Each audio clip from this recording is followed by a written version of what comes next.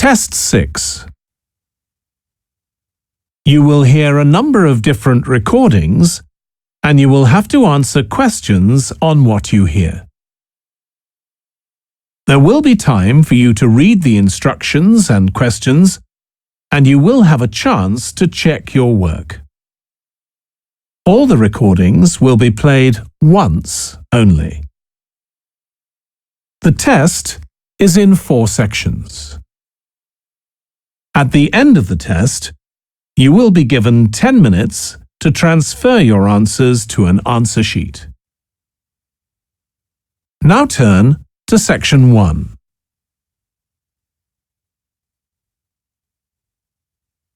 Section 1. You will hear a woman phoning a box office to ask about a festival in the town of Kenton. First, you have some time to look at questions 1 to 5.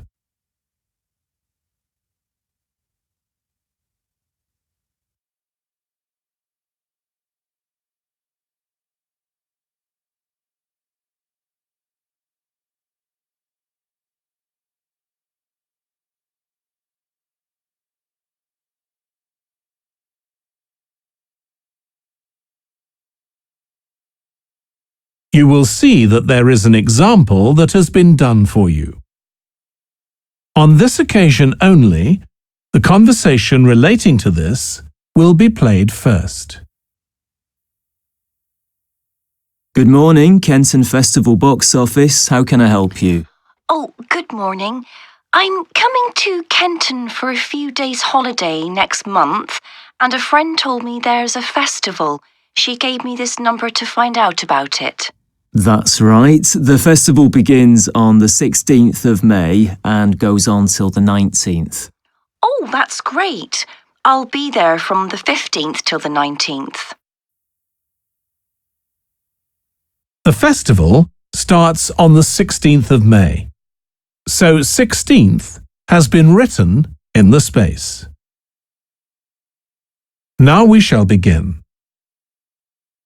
You should answer the questions as you listen because you will not hear the recording a second time. Listen carefully and answer questions 1 to 5. Good morning, Kenton Festival Box Office. How can I help you? Oh, good morning. I'm coming to Kenton for a few days holiday next month, and a friend told me there's a festival. She gave me this number to find out about it. That's right. The festival begins on the 16th of May and goes on till the 19th. Oh, that's great. I'll be there from the 15th till the 19th. So, could you tell me the programme, please? Well, on the first day, there's the opening ceremony in the town centre. People start gathering around 2 o'clock to get a good place to see from. And the events will start at 2:45 and finish about 5:30. OK, thanks. I'll make sure I get there early to get a good spot. The festival will be officially opened by the mayor. He'll just speak for a few minutes, welcoming everyone to the festival. All the town councillors will be there, and, of course, lots of other people. Right. Then there'll be a performance by a band. Most years we have a children's choir, but this year the local army cadets offered to perform, and they're very good. Uh-huh. After that, a community group from the town will perform a play they've written themselves, just a short one. It's about Helen Tungate. I don't know if you've heard of her. I certainly have. She was a scientist years ago. That's right. She was born in Kenton exactly 100 years ago, so we're celebrating her centenary. I'm a biologist, so I've always been interested in her. I didn't realise she came from Kenton. Yes. Well, all that will take place in the afternoon, and later, as the sun sets, there'll be a firework display. You should go to the park to watch, as you'll get the best view from there. and the display takes place on the opposite side of the river. It's always one of the most popular events in the festival. Sounds great. Before you hear the rest of the conversation, you have some time to look at questions 6 to 10.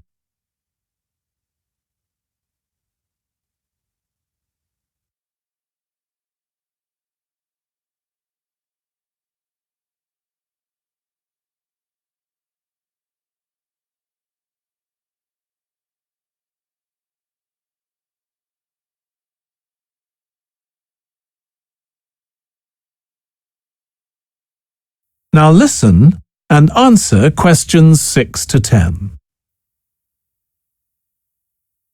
And what's happening on the other days? There are several events that go on the whole time. For example, the students of the Art College have produced a number of videos, all connected with relationships between children and their grandparents. That sounds interesting. It makes a change from children and parents, doesn't it? Exactly. Because the Art College is in use for classes throughout the festival, the videos are being shown in Handsworth House. How do you spell the name? Handsworth.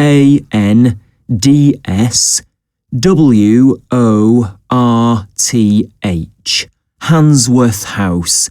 It's close to the town hall. Right. Now, let me see, what else can I tell you about? Are there any displays of ballet dancing? I'm particularly interested in that as I do it as a hobby. There isn't any ballet, I'm afraid, but there'll be a demonstration of traditional dances from all round the country. Well, that'd be nice. Where's that being held? It's in the market in the town centre, the outdoor one, not the covered market.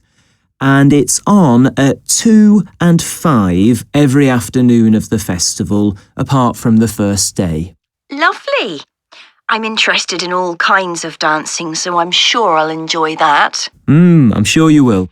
And I'd really like to go to some concerts, if there are any. Yes, there are several. 3 performed by professionals and 1 by local children. And where is it being held? It's in the library, which is in Park Street, on the 18th at 6:30 in the evening. I presume I'll need tickets for that. Yes, you can book online, or you can buy them when you arrive in Kenton, either at the festival box office or from any shops displaying our logo in the windows. Well, I think that'll keep me busy for the whole of my stay in Kenton. Thank you so much for all your help. You're welcome. I hope you enjoy your stay. Thank you. Goodbye. That is the end of section 1. You now have half a minute to check your answers.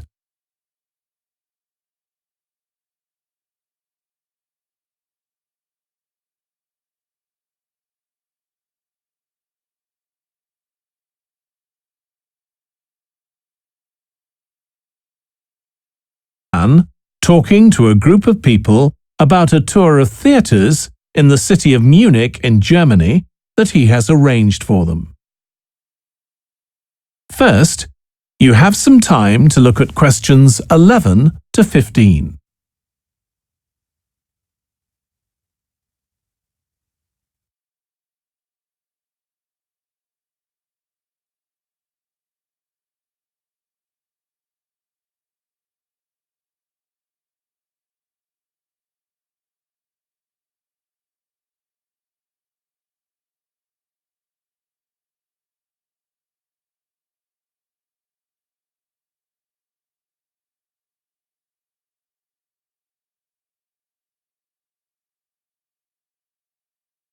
Now listen carefully and answer questions 11 to 15. Right. I've now almost succeeded in finalising plans for our tour, so I'll bring you up to date with what I know.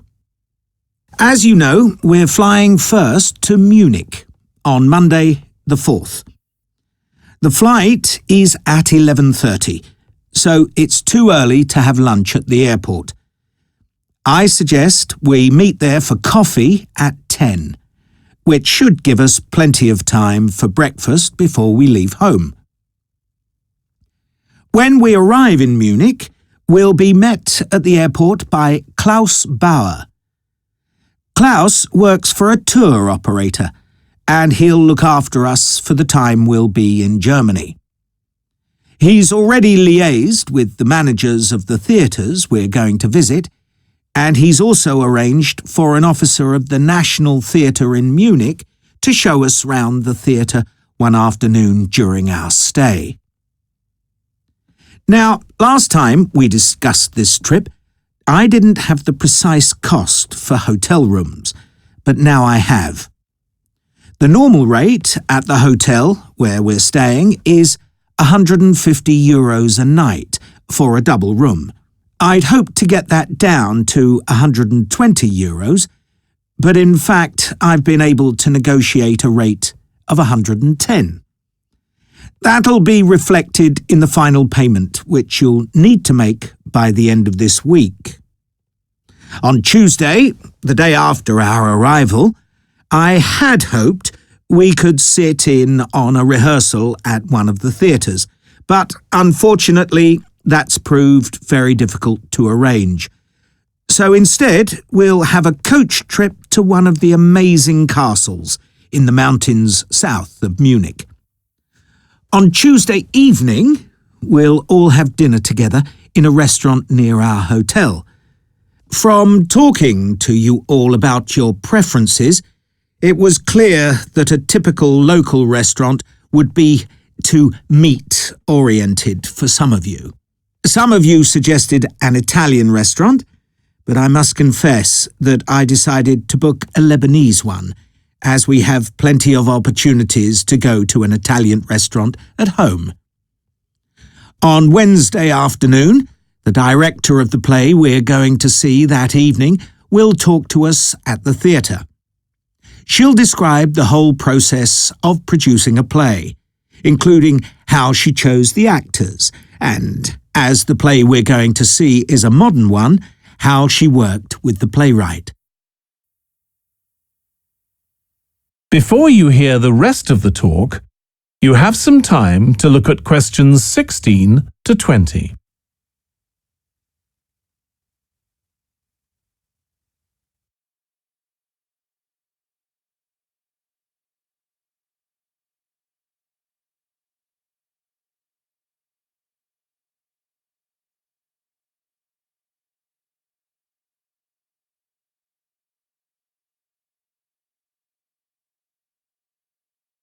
Now listen and answer questions 16 to 20. Right. Now I'd just like to make a few points about the plays we're going to see, partly because it might influence your choice of clothes to take with you. The play we're seeing on Wednesday evening is a modern one, and we're going to the premiere, so it'll be quite a dressy occasion, though of course you don't have to dress formally.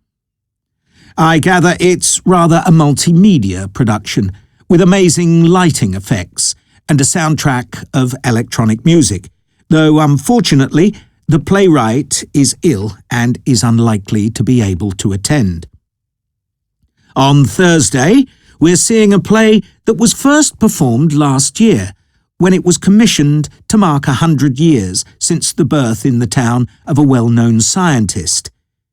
We're going to see a revival of that production, which aroused a lot of interest.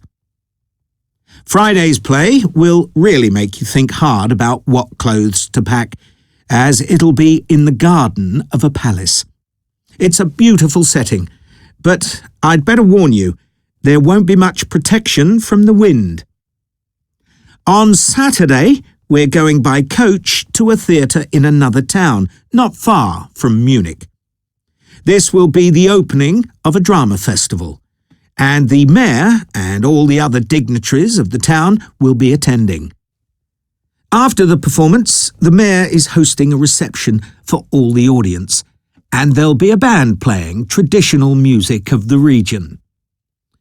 And after having a day off on Sunday, our final play is on Monday, and it's in the stunning setting of the Old Town Hall, which dates back to the 14th century. The performance marks the 50 years that the lead actor has been on stage, and the play is the one where he made his first professional appearance all those years ago. And the day after that, we'll be flying back home. Now, have you got any questions before I move? That is the end of section 2. You now have half a minute to check your answers.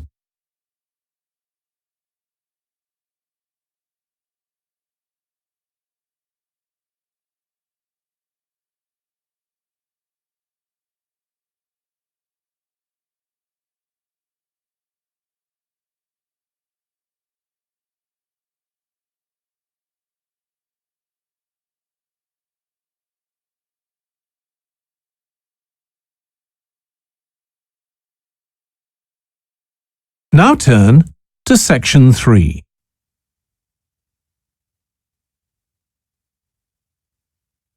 Section 3. You will hear James, who is in the Scandinavian Studies department at his university, talking to his tutor, Beth. First, you have some time to look at questions 21 to 25.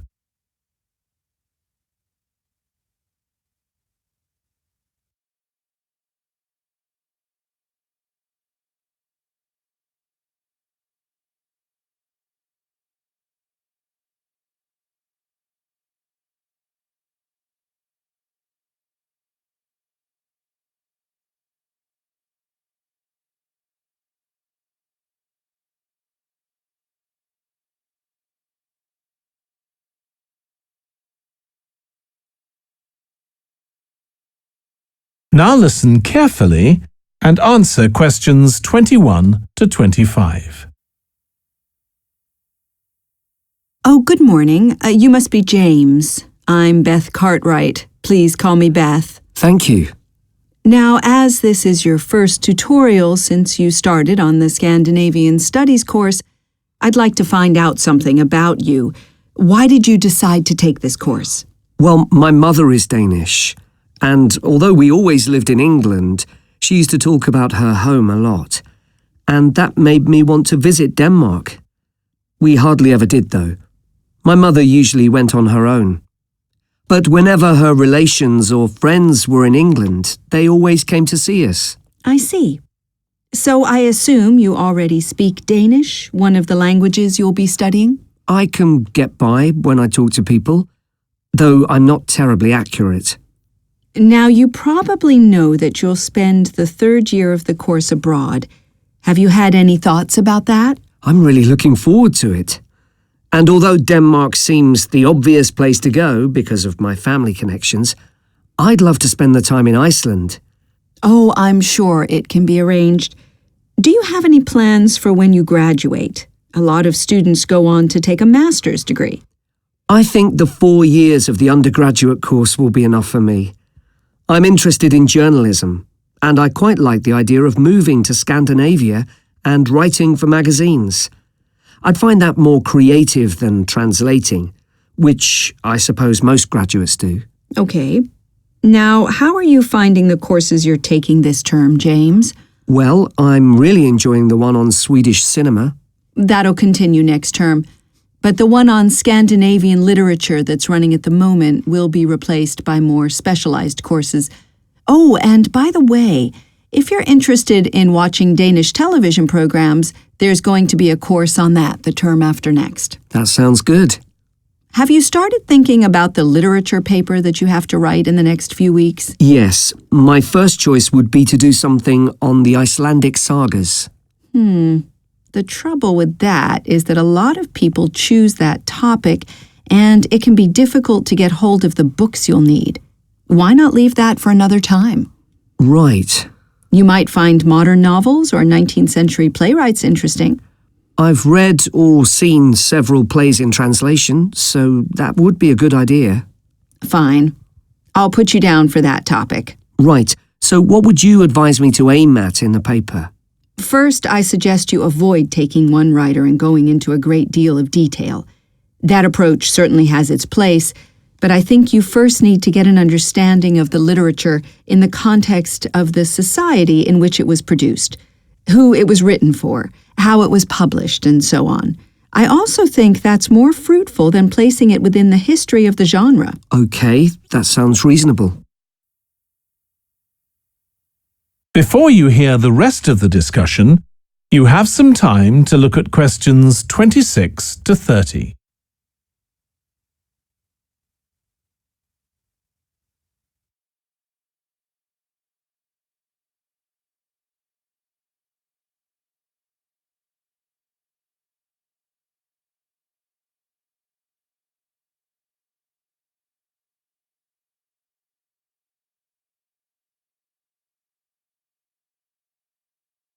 Now listen and answer questions 26 to 30. Could I ask for some advice about writing the paper I'm working on about the Vikings? I have to do that this week, and I'm a bit stuck. Of course. Have you decided yet what to write about? No, I haven't. There's so much that seems interesting. Viking settlement in other countries, trade, mythology. Well, what I suggest is that you read an assignment a student wrote last year, which is kept in the library. It's short and well-focused, and I'm sure you'll find it helpful. I'll give you the details in a moment. Textbooks usually cover so many topics, it can be very difficult to choose just one. Okay. I've got a DVD of the film about the Vikings that came out earlier this year. Should I watch that again? If it's the one I am thinking of, I'd ignore it. It's more fantasy than reality. But I've got a recording of a documentary that you should watch. It makes some interesting and provocative points, which I think will help you to focus your topic. Right. So then, should I work out an outline? Yes, just headings for different sections at this stage. And then you should start looking for suitable articles and books to draw on, and take notes which you organize according to those headings. I see. Then put short phrases and sentences as bullet points under each heading. Make sure that this skeleton makes sense and flows properly before writing up the paper in full. Okay. Thanks, that's very helpful. That is the end of section 3. You now have half a minute to check your answers.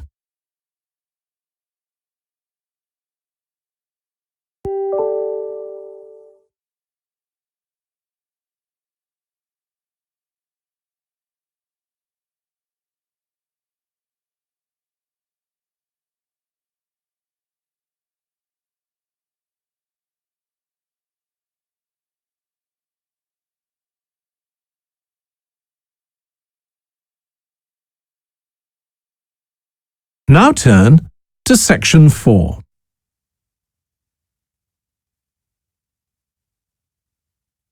Section 4.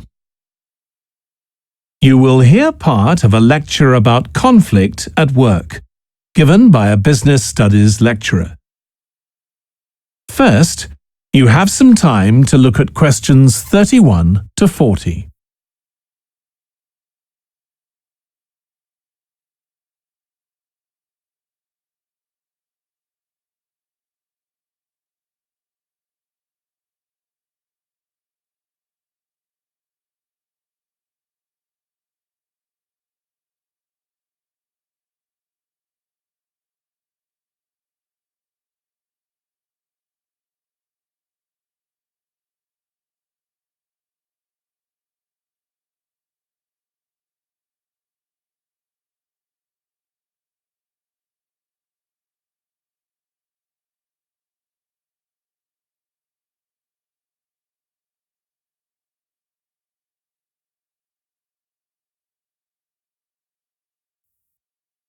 Now listen carefully and answer questions 31 to 40. Over the years, attitudes towards workers have changed considerably. After all, there was a time when workers had no rights at all and laboured in appalling conditions. Conditions have improved a lot, but conflict in the workplace is still common, and human resources managers nowadays need to be able to deal with it when necessary. What is conflict in the workplace? Definitions vary, but I'm taking it to refer to a whole range of behaviours that the victim finds unacceptable, from minor, harmless arguments to, at the opposite extreme, physical violence. Much of this is covered by the term bullying, by which I mean one or more people behaving abusively or aggressively against another who is in a weaker position. Although all behaviour like this is a form of conflict, not all conflict can be described in these terms. As with all human behaviour, there are numerous reasons for it, but often it's caused by someone who feels the need to show their superiority over someone else, in order to feel that they aren't at the lowest level in a hierarchy or a group of people. In some cases, one person simply dislikes the other on the basis that the personality of one is in some way incompatible with that of the other person. A general habit of optimism in one person could make them intolerant of a colleague who's constantly pessimistic. Not that that justifies treating them badly, of course. Some conflicts arise when people are more interested in promoting themselves and their team than in the company as a whole. These conflicts are called structural and could come about, for example, when a sales team believe they are the only people in the business who do any useful work and look down on behind-the-scenes administrators. Conflict obviously affects the individuals concerned. The situation is likely to be very stressful for victims, resulting in their absence from work, possibly for months. For the company, if no effort is made to deal with conflict, it can spiral out of control and even lead to the breakdown of the business.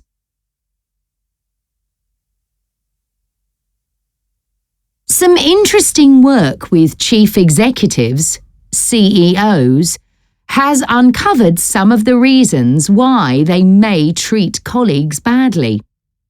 Many CEOs combine two opposing characteristics: confidence, that is, the belief that they're capable of great achievements, with a high level of anxiety, a fear of missing targets, whether set by themselves or by the directors of the company. This combination can make them respond badly to anyone who questions their decisions.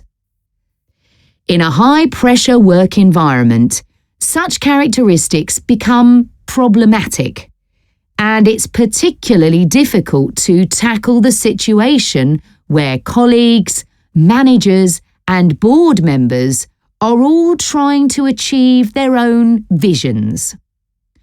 When they can't agree on strategic issues and on where they see the business going, there are real problems.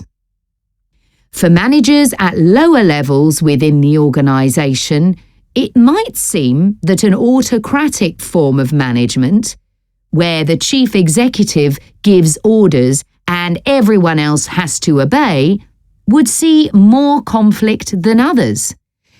Interestingly, though, a company with a more democratic business model can suffer more when uncertainty about who to report to leads to conflicting demands. Now I'll say a little about dealing with the type of conflict that has harmful effects. Of course, the ideal is to prevent it arising in the first place. A good manager at any level will make efforts to earn the respect of the people they work with, particularly those who report to them. That will involve politeness in all communications and treating them as equals who happen to have a different role within the organisation. Sometimes, of course, conflict does occur and can get out of hand. In such cases, the Human Resources Department often gets involved. However, if one of the parties in a conflict sees human resources as simply a mouthpiece for the chief executive, then an external mediator might be able to help. By talking to both sides and trying to find the truth of what's been happening, they can build a clear picture of the situation and give feedback that both sides will accept, precisely because they're independent. That is the end of section 4. You now have half a minute to check your answers.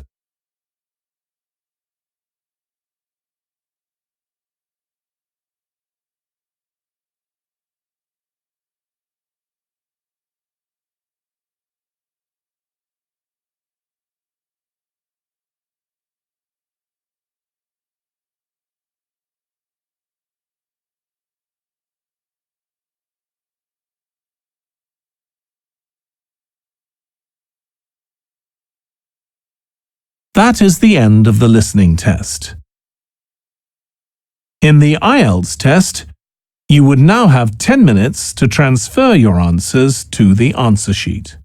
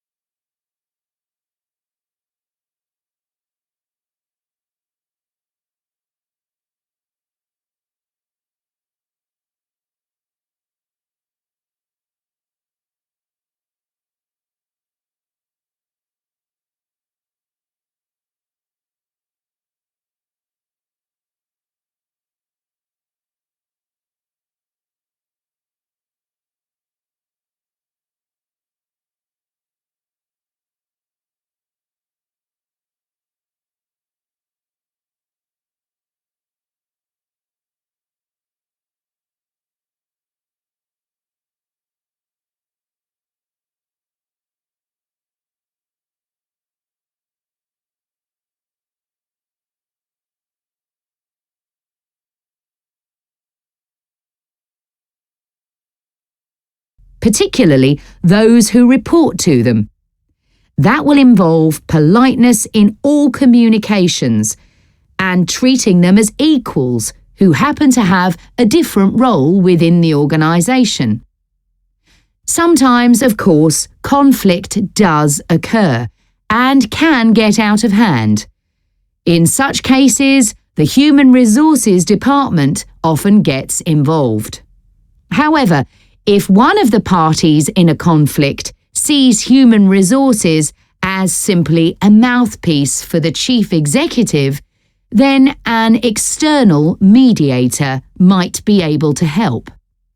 By talking to both sides and trying to find the truth of what's been happening, they can build a clear picture of the situation and give feedback that both sides will accept, precisely because they're independent.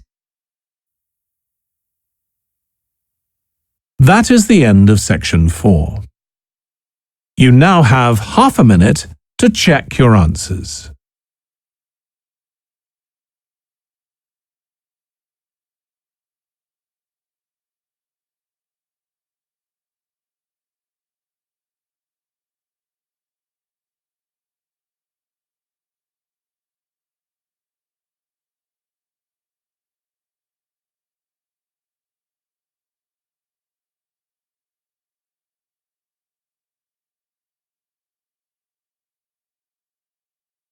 That is the end of the listening test. In the IELTS test, you would now have 10 minutes to transfer your answers to the answer sheet.